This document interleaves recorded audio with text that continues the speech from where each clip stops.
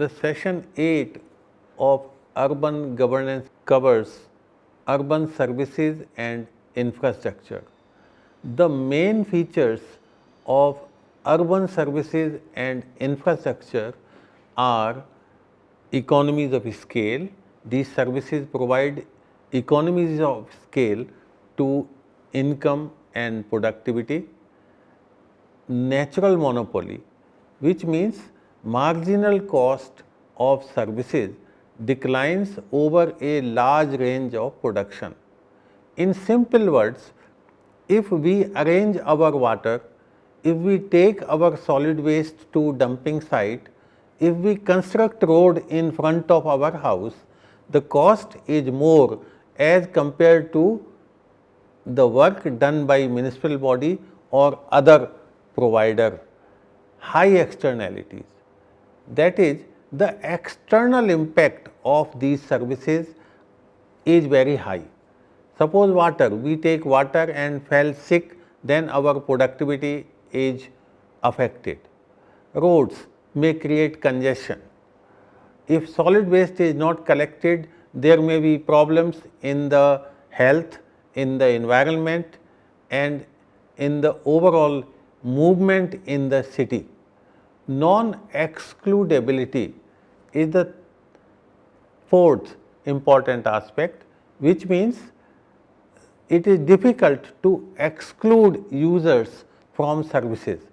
Most of the services are in the form of public good, which means road. We cannot stop people coming to road or going to parks or using street light. And finally, fifth important aspect is lumpiness of investment. We need huge investment to provide these services. Impact on citizen of these services is also very important in relation to equity, that is access to basic level of services to a cross section of households. Productivity, water and sanitation alone. There is a World Bank study which says inadequacy of water and sanitation affect 6.4% of GDP, out of which 2/3 is in urban areas.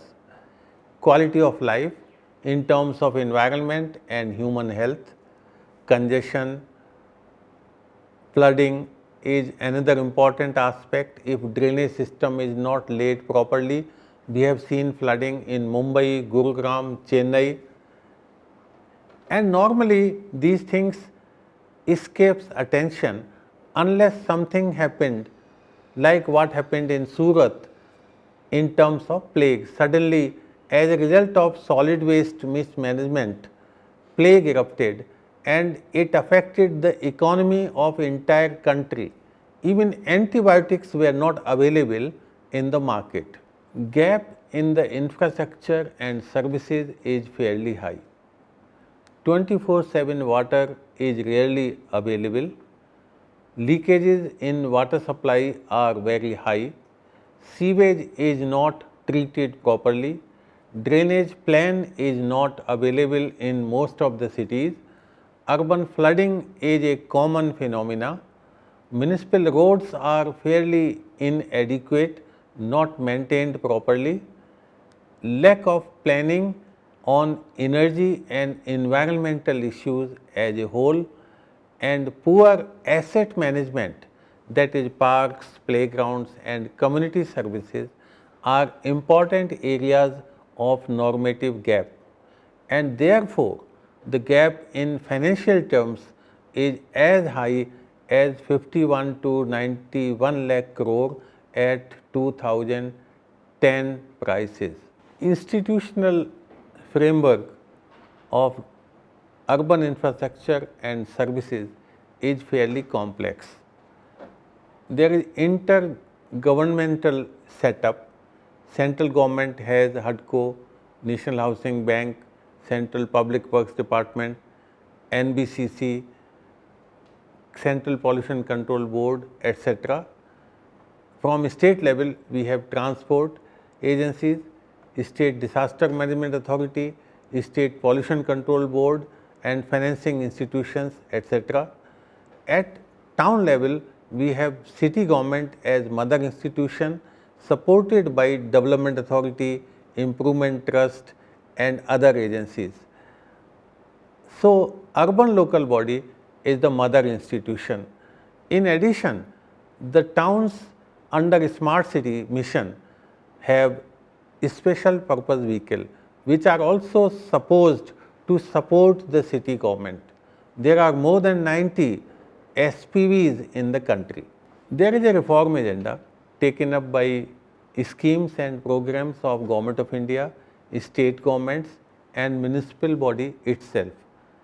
One such agenda is service level benchmarking, in which the targets are fixed to achieve in the delivery of service. Water and sewerage, they intend to cover 100%, they intend to treat 100%. Solid waste, the purpose is to cover 100%, segregate 100% and collection ratio is 90%. Storm water drainage 100% is the target. There are several innovations emerged in the area of services and infrastructure. This includes public-private partnership in water supply. Delhi, Chennai, Hyderabad, Bengaluru, Pune, etc. have taken up several projects on the basis of build, own, operate and transfer. Hybrid annuity projects are emerging, particularly in the Namami Gange mission. Community participation in the area of solid waste management, sewage, roads, parks and other services are used by towns in several states. Convergence, that is corporate social responsibility, local elasticity, intergovernmental convergence is used by several cities, and a reform agenda under Government of India missions include financial management and O&M specifically. States are also using the reform agenda under their schemes and programs. Decentralization below the town hall is another important area which has fairly wide scope. In Mizoram, the local councils are created as one of the single important case in the country where community in a size of 1000 to 1500 persons is managing the area. Finally, in the area of urban services and infrastructure, local government is the mother institution. We have to treat it as mother institution. The devolution of functions, funds and functionaries needs to be improved to enable local government to deliver the services or manage the services at a level desirable. Wider application of reforms and innovations is needed. Bottom-up planning is required through systems and procedures like ward committee in Bengaluru or local councils in Mizoram. Bottom-up planning also should be supported by downward accountability. That is, the system is accountable to the common man, and use of local elasticity and budget provision to incorporate elasticity is also required. Thank you.